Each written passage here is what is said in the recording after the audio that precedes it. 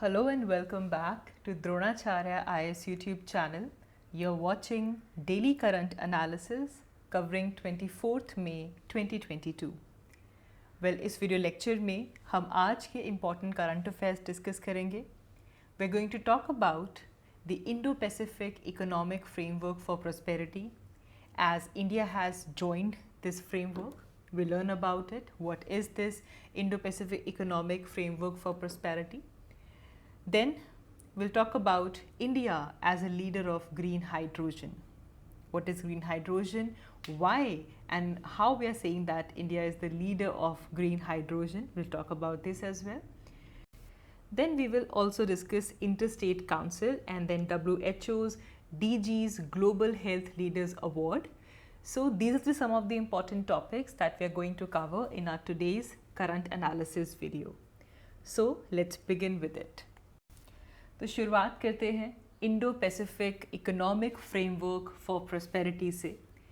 ये topic GS paper 2 point of view से हमारे लिए इम्पॉर्टेंट हो जाता है. This is the effect of the policies of developed Nations. GS paper 2 point of view से इम्पॉर्टेंट है. So India along with 12 other countries has joined the Indo-Pacific Economic Framework for Prosperity. India ने इस framework को join किया है और India के अलावा there are 12 other countries as well जो कि इस फ्रेमवर्क के पार्ट हैं. Indo Pacific economic framework. So this Indo Pacific economic framework it is basically unveiled by the US president Joe Biden on May 23, 2022 and India has joined this.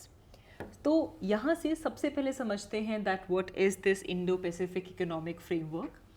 तो इसे 2021 में पहली बार announce किया गया था and it basically aims to set some regional standards for corporation. इसमें हमारे पास साउथ ईस्ट एशियन कंट्रीज़ जो हैं, Association of South East Asian Nation के जो मेंबर स्टेट्स हैं वो सभी कंट्रीज़ भी यहाँ पे इंक्लूड होते हैं.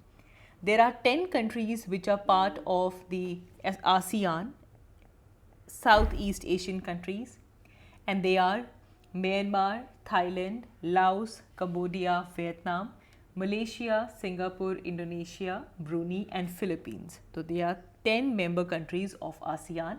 Along with that we have other countries. India ने भी इस framework को join किया है. एंड ये जो फ्रेमवर्क है ये एक तरह से बाइडन एडमिनिस्ट्रेशन का आंसर है when it comes to the question about United States economic commitment towards the vital Indo Pacific region. तो ये जो हमारा इंडो पैसिफिक इकोनॉमिक फ्रेमवर्क इसे क्रिएट ही इसलिए किया गया है कि वहाँ पे जो रीजनल इकोनॉमीज़ हैं उनको इनकरेज किया जाए, basically to decouple from the Chinese market and एक तरह से एक ऑल्टरनेटिव सप्लाई चेन वहाँ पे क्रिएट हो सके. एंड एक और चीज़ याद रखेंगे कि हमारा जो इंडो पैसिफिक इकोनॉमिक फ्रेमवर्क है यहाँ पे हमारे पास there are 4 pillars of work. कौन कौन से? सबसे पहले फेयर एंड रिजीलियंट ट्रेड. हमें यहाँ पे फेयर और रिजीलियंट ट्रेड को प्रमोट करना है और यहाँ पे 7 सब टॉपिक्स आ जाते हैं जैसे कि labour, environmental and digital standards and all. तो पहले तो जो ट्रेड है उसे प्रमोट करना है, it should be fair and resilient. After that supply chain resilience को भी यहाँ पे इंक्रीज करना है. Then comes infrastructure, clean energy and decarbonisation, उसे भी इस पूरे इंडो पैसिफिक रीजन के ऊपर फोकस किया जाएगा. And then lastly tax and anti corruption. So these are the 4 pillars of work जो कि हमारा इंडो पैसिफिक इकोनॉमिक फ्रेमवर्क में कवर किया जाएगा. So now it is important for us to know that कि इंडिया ने भी इंडो पैसिफिक रीजन को ज्वाइन कर लिया है, इस इकोनॉमिक फ्रेमवर्क को ज्वाइन किया है. तो इसकी सिग्निफिकेंस समझते हैं. तो एक तो स्ट्रेटेजिक सिग्निफिकेंस काफ़ी है क्योंकि अगर हम इंडो पैसिफिक रीजन की बात करें तो ये एक मल्टीपोलर रीजन है. इसमें around half of the global GDP इस रीजन से आती है and population over half of the population यहाँ पे है. तो एक तो इस रीजन की स्ट्रेटेजिक सिग्निफिकेंस काफ़ी इंपॉर्टेंट है. Then if we talk about we have maritime resources as well. जो मिनरल रिसोर्सेज हैं वो भी यहाँ पे काफ़ी इंपॉर्टेंट है because these maritime regions they have become an important storage areas for essential resources like fish stock, minerals, offshore oil and gas. So mineral wise this entire region is very rich. Then if we talk about the economic growth, so as we were saying that Indo-Pacific area, it accounts for approximately 60% of world's GDP. So it basically makes it the important contributor to global growth. So therefore economic growth के लिए भी ये जो area है ये काफ़ी significant है.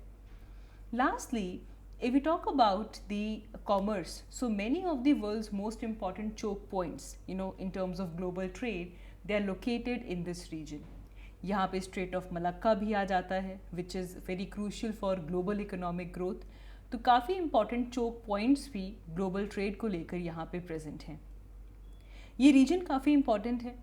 2021 में इवन यूके, यूएस और ऑस्ट्रेलिया ने मिलकर एक हिस्टोरिक सिक्योरिटी पैक्ट अनाउंस किया था in Asia Pacific. So it is also seen as an effort to counter China. इसे ऑकस पैक्ट भी कहा जाता है, ऑकस अलायंस, जिसमें यूके, यूएस और ऑस्ट्रेलिया प्रेजेंट हैं. तो ये भी सब इसी तरफ रिफ्लेक्ट करता है the importance of the significance of Indo Pacific region. तो मेन्स पॉइंट ऑफ व्यू से काफ़ी इंपॉर्टेंट हो जाता है. Try to attempt a question, discuss the strategic significance of Indo Pacific region for India. इससे इंडो पैसिफिक की जो importance है world wide and specifically for India, ये हमें यहाँ पे क्लियर होगी.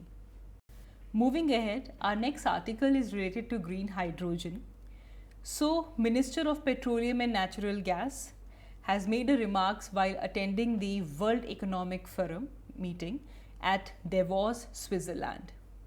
स्विट्ज़रलैंड में वर्ल्ड इकोनॉमिक फोरम की मीटिंग के दौरान minister of petroleum and natural gas ने ये स्टेटमेंट दिया, ये रिमार्क्स दिया that India will emerge as the leader of green hydrogen. And right now जो current energy crisis जो इंडिया फेस कर रहा है, इसकी वजह से हमारी जो ग्रीन ट्रांजिशन है, जो हमारा ट्रांजिशन है टुवर्ड्स द ग्रीन हाइड्रोजन, वो बूस्टअप हो रहा है. And as compare to the other countries ये ट्रांजिशन काफ़ी अच्छे पेस पे हो रहा है. And with this India is ready to become the leader of green hydrogen. So this is something that has been, remarked at the World Economic Forum at Davos, Switzerland by the Minister of Petroleum and Natural Gas. अब इससे पहले कि हम green hydrogen की तरफ जाएं, पहले एक बार वर्ल्ड इकोनॉमिक फोरम को समझ लेते हैं. तो वर्ल्ड इकोनॉमिक फोरम ये एक स्विस नॉन प्रॉफिट फाउंडेशन है. ये 1971 में इसे फाउंड किया गया था and it is based in Geneva, Switzerland.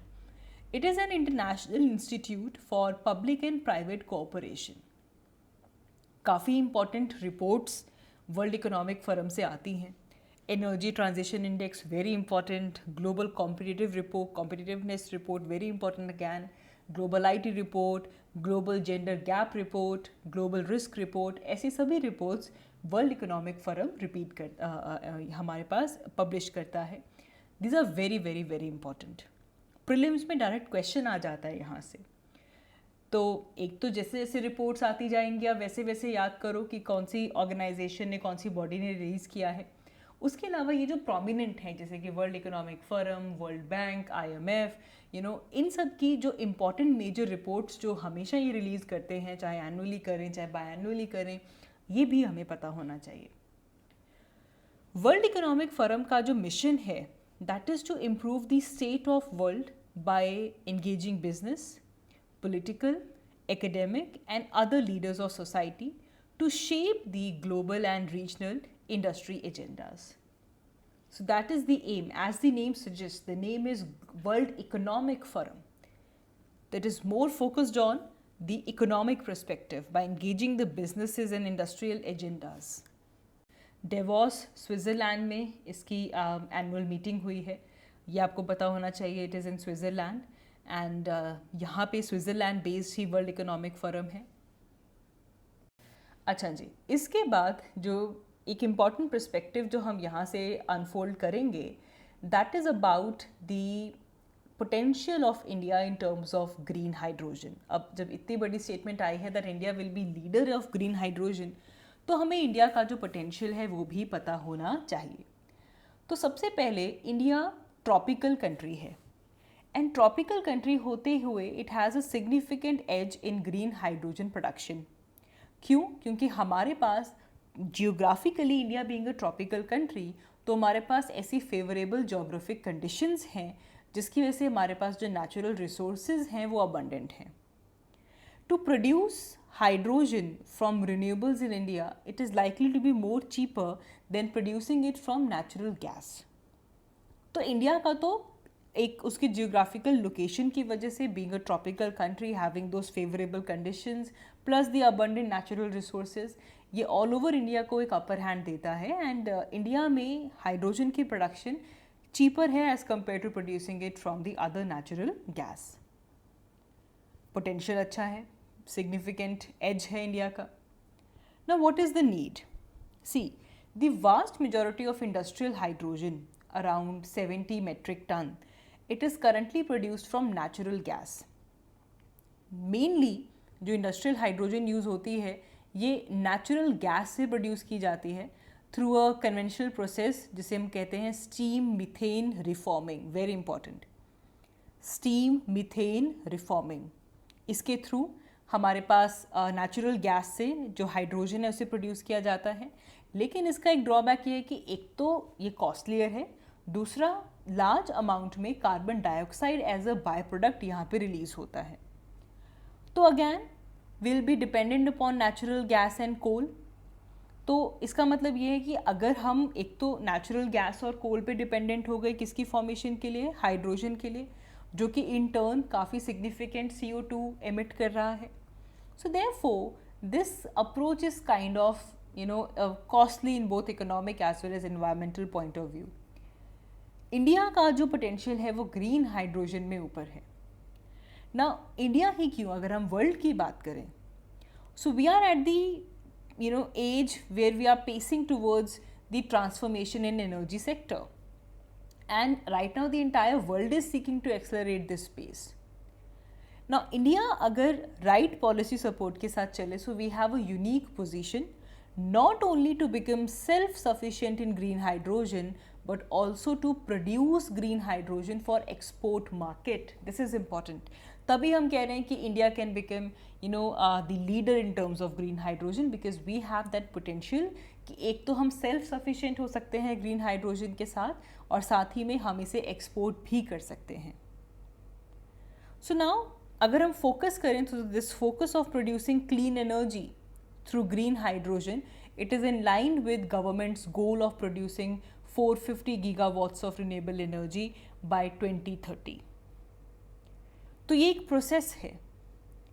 जो हमारी इमिशन गोल्स हैं वो यहाँ पे अचीव होंगी, जो हमने पेरिस एग्रीमेंट के अंदर जो इमिशन गोल्स किए हुए हैं, और साथ ही में हमारी फॉसिल फ्यूल्स के ऊपर जो डिपेंडेंस है वो भी यहाँ पे रिड्यूस होगी. तो इस रिगार्ड में गवर्नमेंट के क्या क्या स्टेप्स रहे हैं, क्या क्या एफर्ट्स रहे हैं, दैट इज़ इम्पॉर्टेंट. तो government is planning to use the green hydrogen fuel from waste water. Waste water से ग्रीन हाइड्रोजन फ्यूल बनाया जाए by using solar energy, and ये जो प्रोसेस होगा that will be done by using the electrolysers, क्योंकि electrolysis के through हमारे पास ग्रीन हाइड्रोजन की प्रोडक्शन हो पाएगी. अब ये किस तरह होगा, बिकॉज देखो हमें अगर वाटर को यूज़ करना है so here we are seeing कि यूज़ वेस्ट वाटर, और वेस्ट वाटर के ऊपर भी सोलर एनर्जी लगाओ बिकॉज इलेक्ट्रोलाइसिस के लिए आपको इलेक्ट्रिसिटी चाहिए. तो सबसे पहले तो हमें सॉलिड वेस्ट मैनेजमेंट करना होगा using roof top solar so that we can make a green hydrogen with the help of electrolysers. And जो पावर है और जो वाटर का कॉस्ट है, अगर हम इस तरीके से करते हैं कि हम वेस्ट वाटर यूज़ कर रहे हैं और सोलर एनर्जी को यूज़ कर रहे हैं, तो एक तो हमारी जो कॉस्ट है वो नेग्लिजिबल हो जाएगी. And we can use this fuel even in railway engines along with cement and chemical companies instead of using coals. अब चैलेंजेस तो हैं, अब पाथ क्या लेकर चलना है वो थोड़ा सा अनक्लियर है. अभी तो recently we have government has release the green hydrogen policy. जो इंडिया में ग्रीन हाइड्रोजन की प्रोडक्शन है it is more expensive than the grey hydrogen right now. Fossil fuel के कंपैरिजन में अभी ग्रीन हाइड्रोजन एक्सपेंसिव है. इलेक्ट्रोलाइसिस के लिए इलेक्ट्रिसिटी बहुत चाहिए, फिर आप जो वाटर यूज़ कर रहे हैं उसका देख लीजिए. So there are challenges but there is huge potential. So if we use right amount of planning, if we make right amount of policy, so our potential can actually make us the leaders in terms of green hydrogen. So green hydrogen तो वही है कि जो कि renewable energy से आप produce करें by using you are using electrolysis and you are using green renewable energy for it. And basically इसका कोई भी कार्बन फुटप्रिंट नहीं है. There is no carbon footprint if you are producing green hydrogen, क्योंकि आप electricity भी solar energy renewable energy को use करके आप क्या कर रहे हैं, हाइड्रोजन प्रोड्यूस कर रहे हैं. सिग्निफिकेंस अगर हम देखें तो it's very important. Green hydrogen हमारा जो NDC है, नेशनल डिटरमाइंड कॉन्ट्रीब्यूशंस जो इंडिया के हैं, जो टारगेट्स हमने सेट किए हैं, उसको मीट करने में हेल्प करेगा. रीजनल और जो नेशनल एनर्जी सिक्योरिटी है वो अचीव होगी. इससे हमारी जो एक्सेस है, अवेलेबिलिटी है एनर्जी की तरफ, वो बढ़ेगा. And green hydrogen can basically act as an energy storage option. तो जब भी हमारे पास हमारे पास कुछ भी आती है, इंटरमिटेंसीज आती हैं, तो ऐसे केस में रिन्यूएबल एनर्जी के केस में ग्रीन हाइड्रोजन को यूज़ किया जा सकता है. मोबिलिटी की अगर हम बात करें, so for long distance the mobilisation either for urban freight movement within the cities और स्टेट्स और passengers, green hydrogen can even be used railways, ships, buses, trucks. तो मोबिलिटी में इसे यूज़ किया जा सकता है. तो सिग्निफिकेंस काफ़ी इम्पॉर्टेंट है. इसका अल्टीमेटली जो बेनिफिट होने वाला है that is very very very huge. Application, green chemicals हमारे पास जैसे कि ammonia and methane, they can be directly utilise in existing applications like fertiliser, mobility, power, chemical, shipping. इन सब में आप ग्रीन हाइड्रोजन यूज़ करो. अच्छा, ग्रीन हाइड्रोजन को ब्लेंड भी किया जा सकता है इन दी CDG नेटवर्क, एंड इससे वाइड स्प्रेड एक्सेप्टेंस मिल सकती है bye blending it 10%.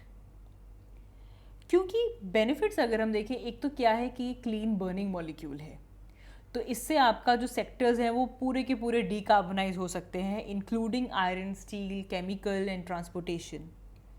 And renewable energy can not be stored और used by the grid, and they can be challenged to produce, channel to produce hydrogen in case of the intermittencies.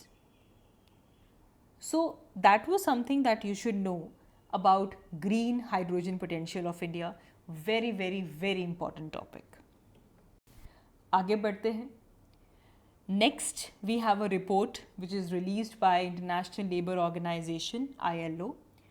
The report is World of Work report.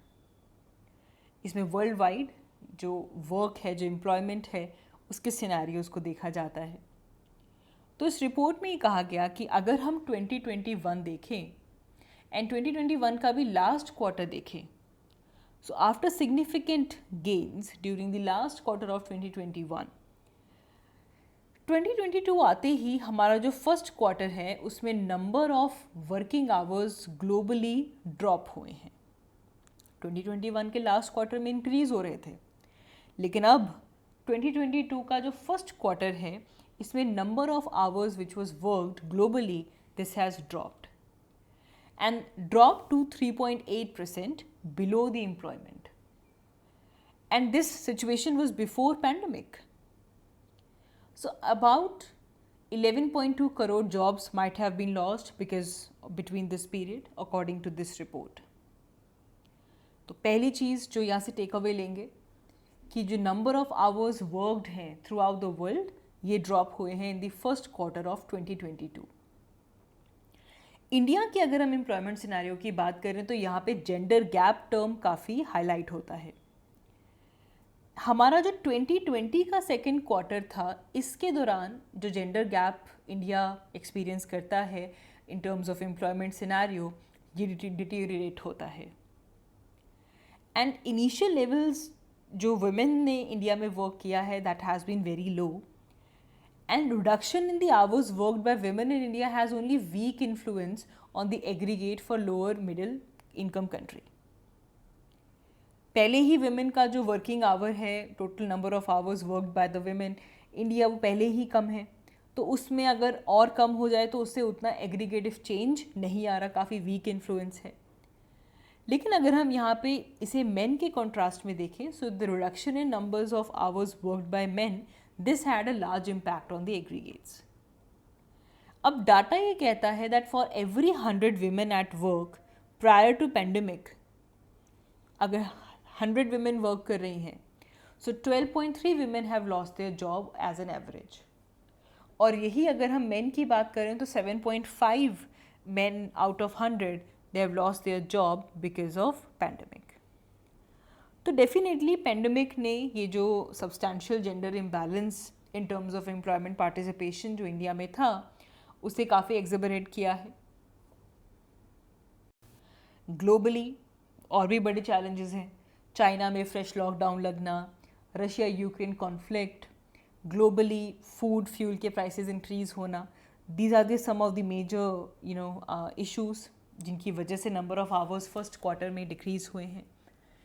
International Labour Organization ने member countries को urge भी किया है to take the human approach to address this situation. जो financial turbulence है और जो एक पोटेंशियल डेट डिस्ट्रेस है, और करंटली हम देख रहे हैं कि जो हमारी ग्लोबल सप्लाई चेन है वो डिस्टर्ब हो चुकी है, and there is growing risk कि फर्दर भी हमारे 2022 के अंदर जो वर्किंग आवर्स हैं वो और डिटेरियोरेट हो सकते हैं. एंड एज वेल एज अगर हम ब्रॉडर इम्पैक्ट देखें तो ग्लोबल लेबर मार्केट में ये कुछ ही मंथ्स में आने वाला है इन नंबर ऑफ आवर्स का ड्रॉप होने का. Then we have interstate council. So central government has reconstituted the interstate council. तो ये जो इंटरस्टेट काउंसिल है ये बेसिकली वर्क करती है to promote and support the cooperative federalism in the country, and it has been reconstituted with Prime Minister Narendra Modi as a chairman and Chief Minister of all the states and 6 union ministers as member. So this will work to support the cooperative federalism. इसके लिए interstate council को form किया गया है. Article 263 this basically deals with the establishment of the interstate council to affect the coordination between the states and between center and state as well. तो president can establish such council. President कभी भी ऐसी council को establish कर सकता है if it appears to him that the public interest would be served by the establishment of the interstate council. President is also authorized to define the nature of duties to be performed by such a council and the organization and procedure of it as well. तो 263 हमारा जो article है वो इससे deal करता है, and president interstate council की जो है एस्टैब्लिशमेंट करता है. ड्यूटीज़ अगर हम देखें तो इंटरस्टेट काउंसिल की पहली ड्यूटी तो ये है that it inquires into and advises upon the dispute which may arise between the states. तो एक तो इंक्वायरी होगी, एडवाइजरीज आती हैं. Then there is also investigation and discussion of the subjects जिसे लेकर स्टेट्स और सेंटर के बीच में, या फिर जो स्टेट्स जिनमें कॉमन इंटरेस्ट है उसे लेकर यहाँ पे डिस्कशंस भी होती हैं. इंटरस्टेट ड्यूटी में कुछ रिकमेंडेशंस भी की जाती हैं ताकि स्टेट्स के बीच में या फिर सेंटर और स्टेट में एक बेटर कोऑर्डिनेशन आ सके ना. इससे बेनिफिट ये है कि जो इंटरस्टेट काउंसिल है it is only a multilateral centre state forum and ये डायरेक्टली ऑपरेट करता है under the framework of the constitution article 263. तो यहाँ पे जीएसटी जैसे topics, disaster management, terrorism, internal security, इस तरह के टॉपिक्स को यहाँ पे डिस्कस किया जा सकता है. एंड जो कॉन्स्टिट्यूशनल बैकिंग है हमारे इंटरस्टेट काउंसिल की, तो इसमें स्टेट्स को मोर सॉलिड फुटिंग पे रखा जाता है as an essential ingredient in building the atmosphere of cooperation which is needed for collaborating the center and state relation. इस काउंसिल के थ्रू स्टेट्स के बीच में या फिर सेंटर और स्टेट में अगर कोई भी ट्रस्ट डेफिसिट है उसे ब्रिज करने की कोशिश की जाती है. It is not always a problem solver but it kind of act like a safety valve. So the role of interstate council is very important to bridge the trust deficit between the states और between centre और the state. But then there are some limitations, क्योंकि जो interstate council है ये पहली बात तो एक रिकमेंडरी बॉडी है, and this is a recommendatory body जिसके अंदर इन्वेस्टिगेशन, डिस्कशन, जो ऐसे सब्जेक्ट्स की जो कॉमन इंटरेस्ट के हों वो किए जाते हैं. Then the most important thing जो कि आपको न्यूज़ से पता भी चल गया होगा कि ये परमानेंट कॉन्स्टिट्यूशनल बॉडी नहीं है.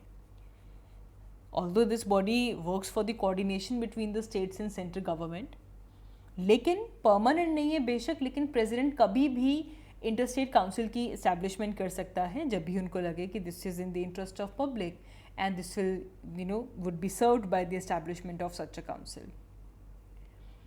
इंटरस्टेट काउंसिल साल में 3 बार मिलती है एंड 1990 से लेकर it had only 12 meeting since, and there was a gap of decade between 10th meeting and the 11th meeting in 2016. पहली मीटिंग 2006 जो 10th मीटिंग थी वो 2006 में हुई थी और 11th मीटिंग 2016 में हुई थी. फिर अगली मीटिंग 2017 में हुई थी. हालांकि प्रपोज क्या है कि 1 साल में 3 बार मिलना है.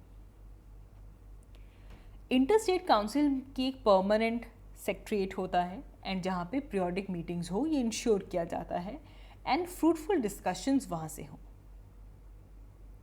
तो इंटरस्टेट काउंसिल इंपॉर्टेंट है आपके पॉलिटी पॉइंट ऑफ व्यू से. आपको आर्टिकल पता होना चाहिए, ड्यूटीज़ पता होनी चाहिए, देन कौन कॉन्स्टिट्यूट करता है, किस लिए करता है, लिमिटेशंस क्या हैं, बेनिफिट्स क्या हैं, ये सारी चीज़ें आपको इंटरस्टेट जो काउंसिल है इसके बारे में पता होने चाहिए.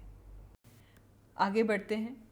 हमारा next news article WHO director general's global health leaders award 2022 के बारे में है. तो रिसेंटली डायरेक्टर जनरल और WHO उन्होंने ग्लोबल हेल्थ लीडर्स अवार्ड दिए 2022 के, एंड ये 6 टोटल अवार्ड्स दिए गए हैं, जिनमें से एक अवार्ड इंडिया के 1 मिलियन आशा वर्कर्स को भी मिला है. So around 1 million ASHA workers in India, they are awarded with Global Health Leaders Award 2022 by WHO's Director General. ASHA, it is accredited social health activist. It is all women workers. And उनको ये role दिया, ये जो award दिया गया है, that is for their crucial role in providing the direct access to healthcare facilities in rural areas, especially during the coronavirus pandemic. जो efforts आशा workers के रहे हैं, it is indefatigable.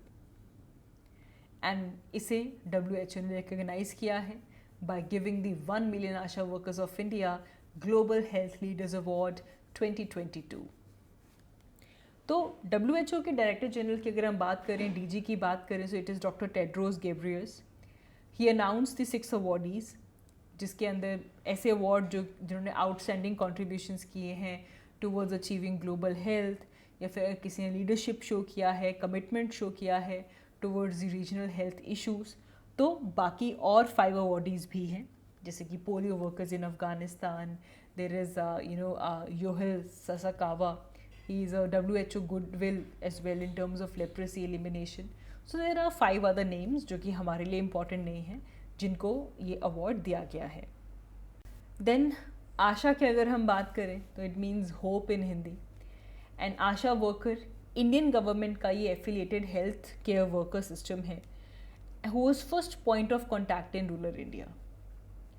So they work to provide maternal care, immunization for children against the vaccine preventable diseases, community health care, treatment for hypertension, tuberculosis. जो core areas हैं, nutrition, sanitation, healthy living, rural area में जो first contact है that is ASHA. And most of them they gain the highlight during pandemic in India because of their door to door checkups, you know, that they conducted to trace the coronavirus patients in India. And then इस award के बारे में पता होना चाहिए. तो ये जो अवार्डीज़ जो सेलेक्ट किए गए हैं for WHO director general's global health leaders award, इनको directly director general of WHO himself select करते हैं. इसकी जो सेरेमनी है which it was established in 2019 एंड it was part of the live streamed high level opening session of 75th World Health Assembly, जो कि Switzerland Geneva में हुई थी. और हुई है रादर पूरा ये 5 डे चलने वाला है from 22 May to 28 May 2022. So these were some of the important topics from today's newspaper. Thank you so much for watching. I'll see you all in my next one. Thank you.